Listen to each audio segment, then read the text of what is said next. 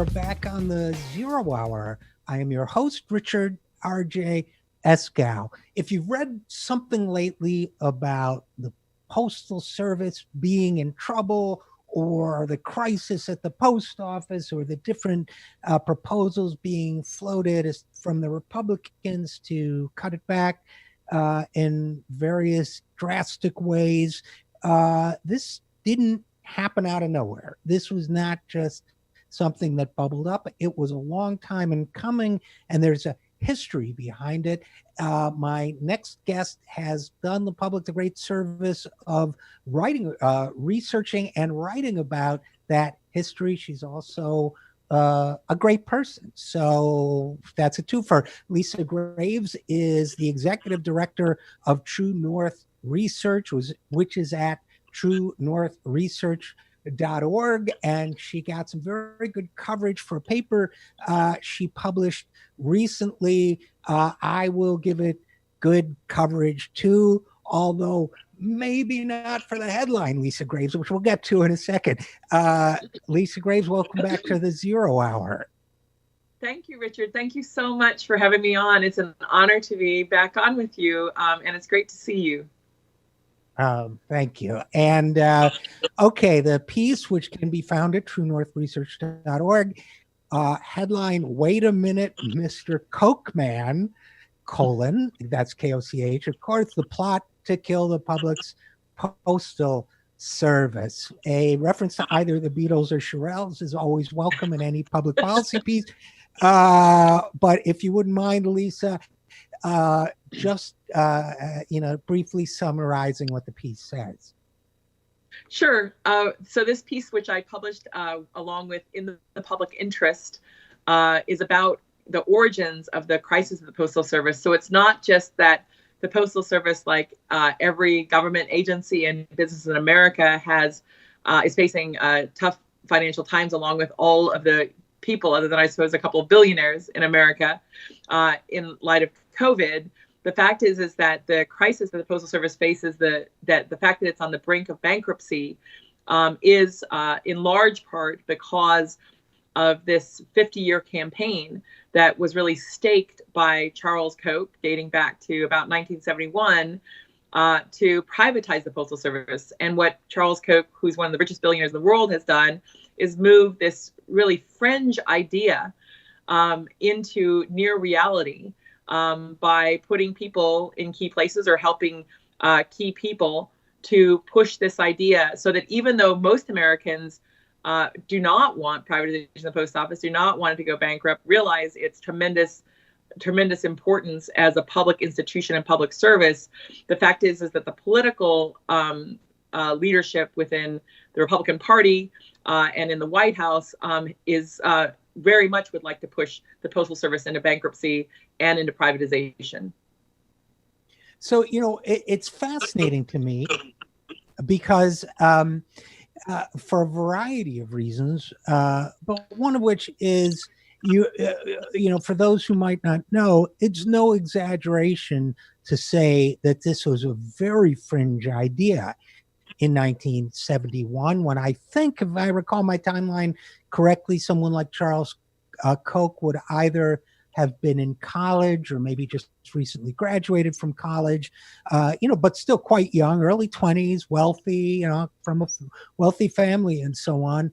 But what this tells me, and what the timeline that you provide in this piece also shows, is that the combination of perseverance and enormous wealth has shifted sort of a fundamental institution in American culture, one that was the subject of who knows how many Norman Rockwell paintings, where the, elderly, kindly postal employee is, delivering his mail in a snowstorm on Christmas Eve or whatever, beloved, unquestioned, a part of what it meant to be participating in civic society in the United States.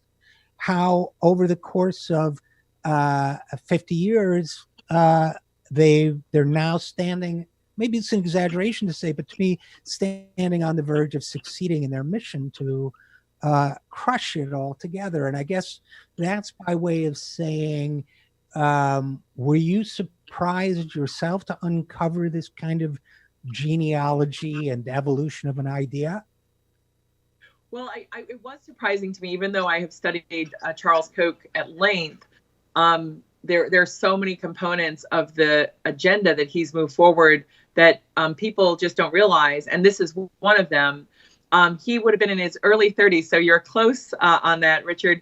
He had just taken over his family's company and renamed it Koch Industries about 3 years before he began staking Reason magazine, which was really sort of almost like a newsletter at the time, and staking the man behind it, a guy named Robert Poole, who then Charles Koch helped to launch Reason Foundation, and move that magazine from just, a couple hundred or even a couple thousand subscribers to the present day. Robert Poole, with the support of Charles Koch, and with both the funding from Koch Industries as well as Charles Koch's philanthropies, as well as advertising from different Koch operations, really helped move the Reason magazine and its privatization agenda forward. And in fact, one of the things that I learned was that the term privatization really didn't even exist predominantly at all until Robert Poole popularized it, and then used that staking, that investment in essence by Koch and a few other very rich people to push this privatization agenda in the Reagan administration. Then it was joined again by Koch, who, by the way, also in the 70s had become the largest funder of the Libertarian Party in 1976, as it suddenly declared one of its platform planks was to abolish the U.S. Postal Service, expressly to abolish it. They didn't even use the word privatization because it wasn't in popular use then. And then in the 80s, Charles Koch's political operation, which was then known as Citizens for a Sound Economy and is now known as Americans for Prosperity, or as I call it, Americans for Greed. But that group got itself appointed to Reagan's Commission on Privatization. And from that post called for what? The privatization of the Postal Service. Then that group, Citizens for a Sound Economy, asked the head of the Office of Management and Budget, OMB, this guy named James Miller, to come and be a leader of the Citizens for a Sound Economy, where he, again, continued to push for postal privatization. And just as an aside, by the way, you probably don't know James Miller's name, many people in your audience, but you probably might remember hearing about when Reagan tried to declare, the Reagan administration tried to declare ketchup as a vegetable in school lunches. That was signed off on by James Miller within the Reagan administration as part of his regulatory review process when he was in that administration. So these are very deep roots. And then because of this tactical approach, as you point out, Richard, the power of one person so steadfastly and with significant money and resources to move people into key positions or to help people, who can get into key positions. What happened was this man, James Miller, got on the Postal Board of Governors and then became the chair of it, and then pushed through this program in 2006 to really saddle the Postal Service with debt to either do one of two things, a win-win situation, either push it into bankruptcy with all this debt or move resources into a fund that would make it more attractive for privatization, which was the ultimate goal. And what's interesting to me, and I was thinking about it as we were speaking, as you were speaking, Lisa Graves, is the timeline. At the same time in the 70s that this was all being germinated, you had Milton Friedman and his philosophies being applied in Chile, for example, after the overthrowing of Salvador Allende there. You had it was the resurgence, partially,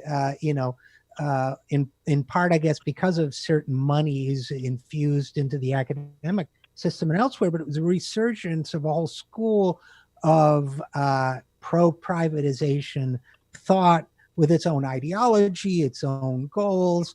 But I mean, one of the things that your report underscores for me, and I guess the official name of the report itself is the billionaire behind the plot to kill the U.S. Postal Service or something, is one of the morals to me is that they waged a multi-front war on the Postal Service, and to me, therefore, not just the Postal Service as a service, but government as a representation of the public acting in the public interest. And what I mean by that is the multi-front war is they came up with the terminology, right? Privatization.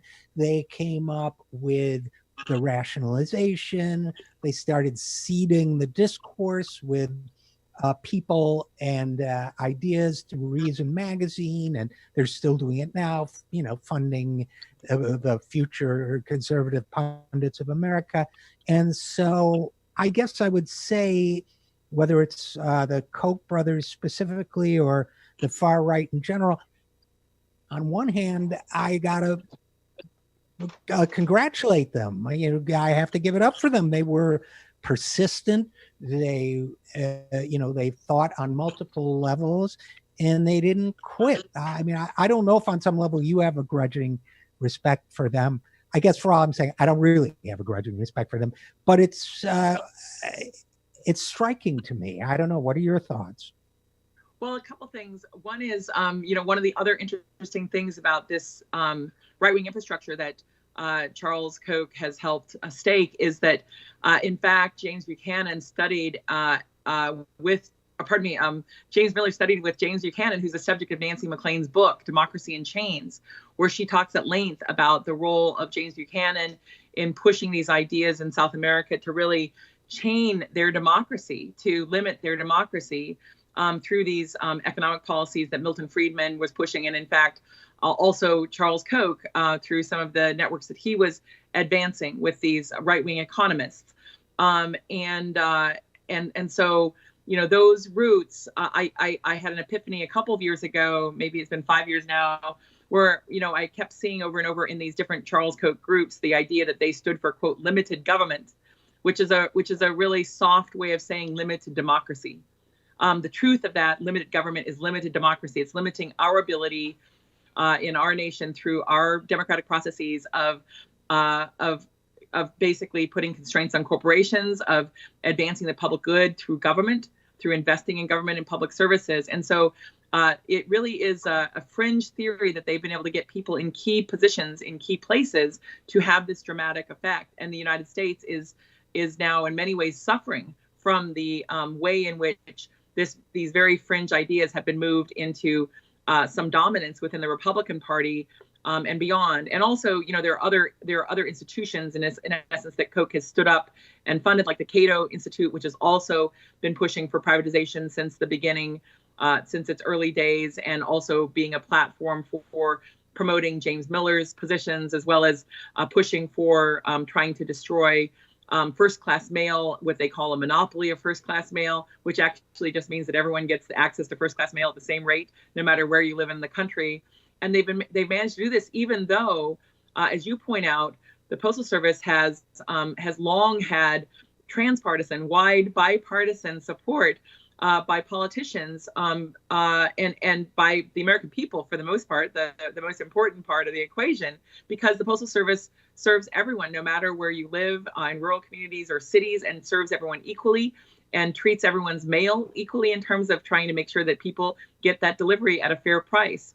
What that law did in 2006 that James Miller orchestrated was to not only settle the Postal Service with unprecedented debt, where the year before it had about nearly $1 billion of net revenue, to say that in the next year, in the next 10 years, it would have to spend nearly $5 billion a year for this fund to fund into decades into the future retiree health care benefits, which, by the way, is an unprecedented requirement. No other government agency and no private sector company has any such requirement for future health care benefits versus pay as you go.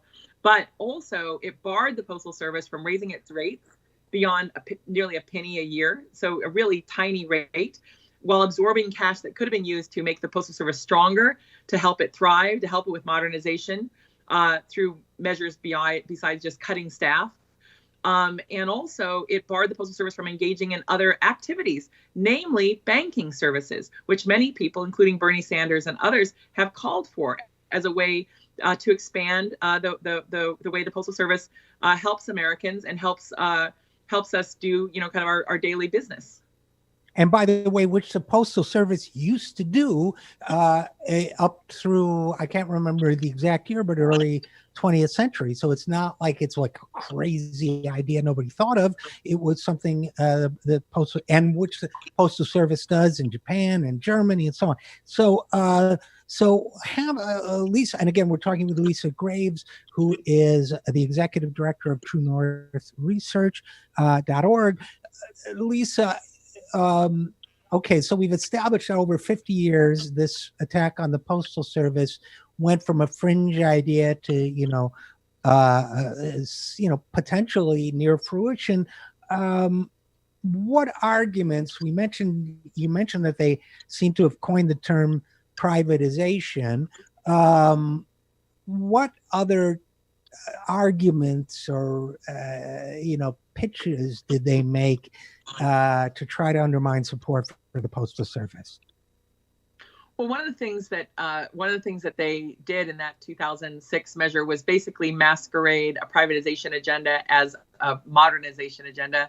We sometimes will hear that language, that rhetoric, to sort of occlude from the American people what's really going on. In this case, before that measure was put forward, what happened was that the U.S. Postal Service under George W. Bush had laid out a game plan for privatization in a report that talked about privatization more than 150 times, even though it admitted that the American people do not want the Postal Service privatized, our Postal Service privatized.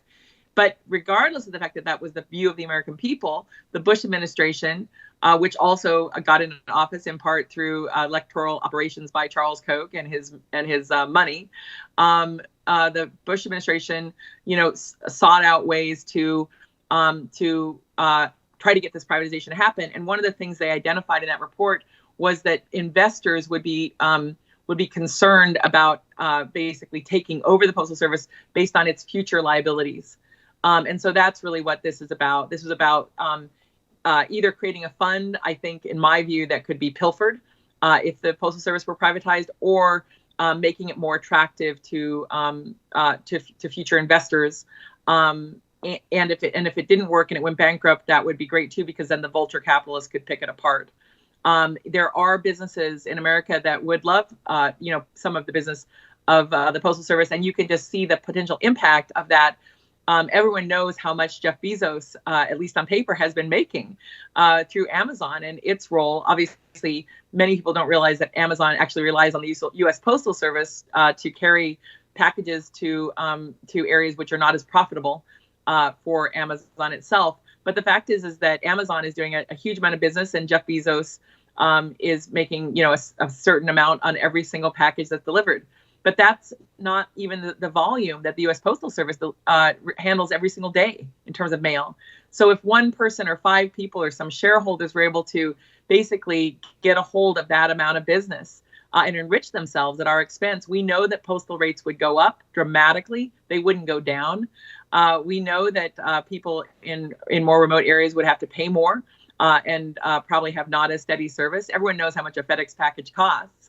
Or sending something by UPS versus the U.S. mail. So it really is a terrible deal for the American people. They interestingly, in response to your question, Richard, they haven't actually advocated for that at all. And in fact, you don't even hear that in the conversation, other than the fact that the Trump budget last year did seek to privatize the Postal Service, but they're not campaigning on it.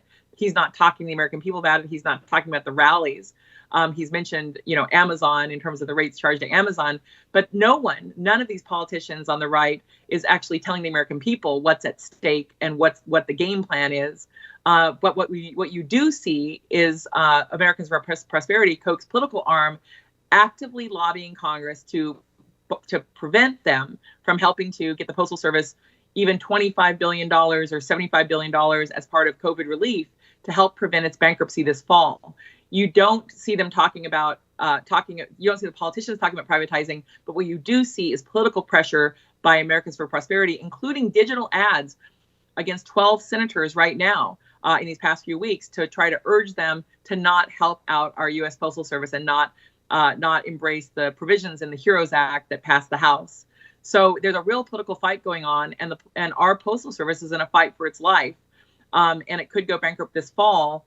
And with it, that could mean the privatization of nearly 500,000 jobs of postal workers, which includes nearly 100,000 veterans. It includes a tremendously diverse workforce.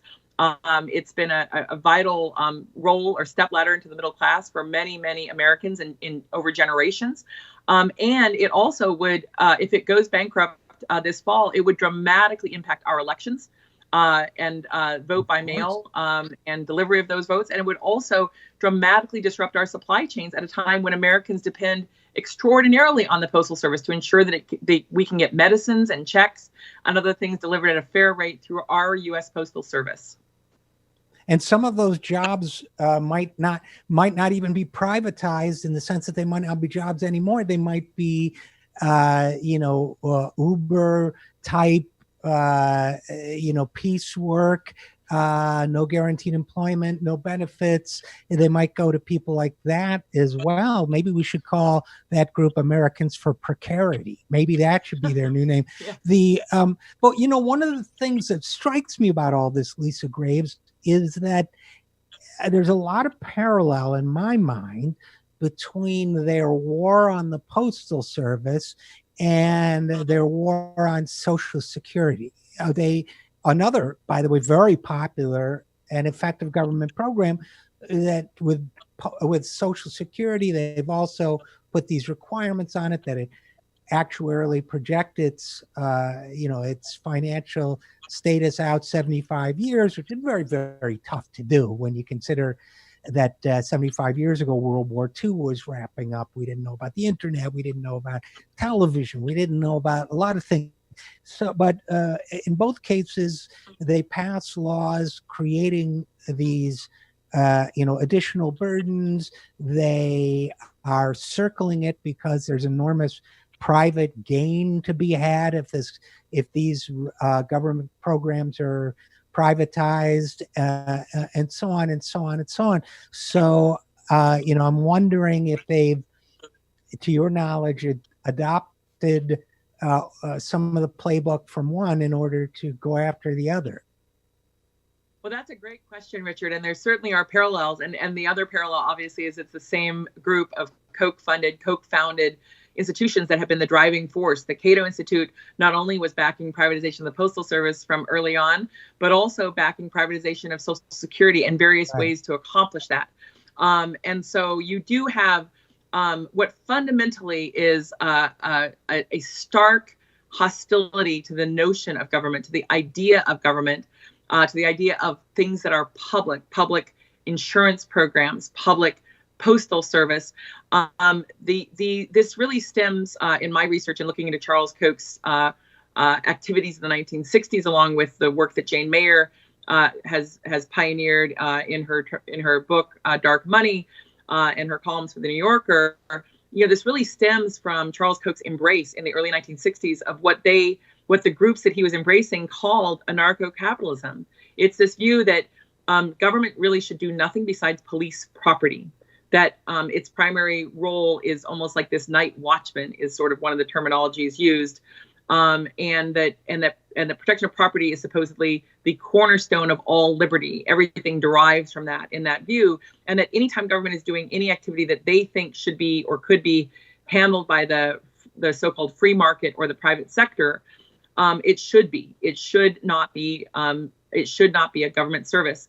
In fact, one of the really stark things about the book that Robert Poole wrote after Charles Koch had staked him at Reason and Reason Foundation was that book had an introduction by the man who was at the helm of the John M. Olin Foundation, which has spent out its money now, but for a time was really trying to push these ideas and these theories and vision in universities. But the introduction talked about how there was so much, quote, socialism in America that they had to sort of rip it out and that, it was outrageous in essence that America had public schools and public pools and public parks and public tennis courts. That those are the sorts of things that, are a sign of our country not being healthy, not being this free market wonderland to them. Whereas most Americans think having great public schools and having great public parks and even having public tennis courts and swimming pools are a great thing that help make our community great, bring communities together, and are ways that we can share expenses for the common good. But these people really, Charles Koch is obviously just one of them, but has played a singular role through his engineering background in literally trying to figure out how to engineer this, as well as his great wealth and his attention, patience to pushing this agenda forward. But these are radically reactionary ideas that are inconsistent with the views of most Americans back then and even now. But these fringe ideas have been pushed into dominance due to the political power, in part through the political power that they already have, but in part because of Citizens United and the power of these dark money groups to grossly distort our elections and propagandize people with disinformation to basically vote against their interests, and even to defend core institutions in America like the Postal Service, which is part of our Constitution, was created at our founding. Absolutely. As well as to attack these other institutions that people love and that help their lives make their lives better, like Social Security and public schools and public parks and the like. So it really is a terrible. They have a track record of terrible and destructive ideas, and yet the Republican Party seems very beholden to them.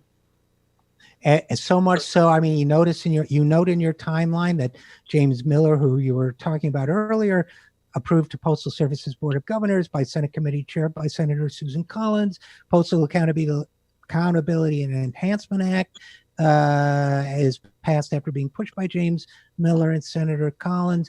So, I mean, there's a political dimension to this as well. But I guess my last question for you, Lisa Graves, would be something might feel out of left field. You ready? Okay. And it's this. I mean, I'm just curious, how do you stay spiritually centered? It's something, I've struggled with myself because, I hate these people. The more I learn, the angrier I get. And it's kind of hard sometimes for me to keep a balance when I deal with something like this kind of history and consider the enormous harm it has caused and is causing. I don't know if you have any thoughts on that, but I thought I'd mention it. Well, it is righteously outrageous, quite frankly, what a small number of people have managed to do. It's the sort of not inverse, but I suppose a right-wing corollary of Margaret Mead's quote about never forgetting how a small group of people can change the world. The fact is that it really has been a small number of people with the help of money, big money, to get us to this position. But it's also the case that, for example, back in 1986, AFP's predecessor, CSE, Citizens for Sound Economy, had only 250,000 members. Now AFP on Facebook at least has only about 1 million members. So in the course of 30 years, they haven't really grown in terms of, there's still less than 1% of the population that are members of this group. But the influence of Koch has grown tremendously. For my part, I definitely meditate to try to recognize that these are human beings. They're not superhuman. They're not super villains in the sense of being undefeatable. There are other human beings who have really devoted their efforts, in my view, to making our world worse, into weakening our democracy, chaining our democracy, as Nancy said.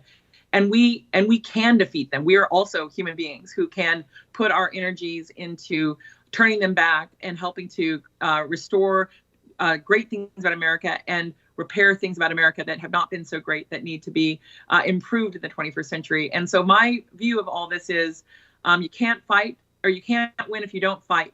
You can't win if you give up. They're not giving up. And we have a moral obligation, not just like a policy, it's a good idea, or that we have a moral obligation, in my view, to really help make sure that America works for all Americans, that it really is a place where people can thrive, where equality is honored and respected, where people can come together as we need to in times like this with the pandemic, but in general, how together we are greater and stronger, and that we can have this thriving democracy, and that we have to have it. It's certainly been harmed by machinations, by Koch operations and some of these other billionaires, and we have to try to save it. What's the alternative? And so that really helps keep me hopeful and positive, because I know that we can change it, and I know that we must change it.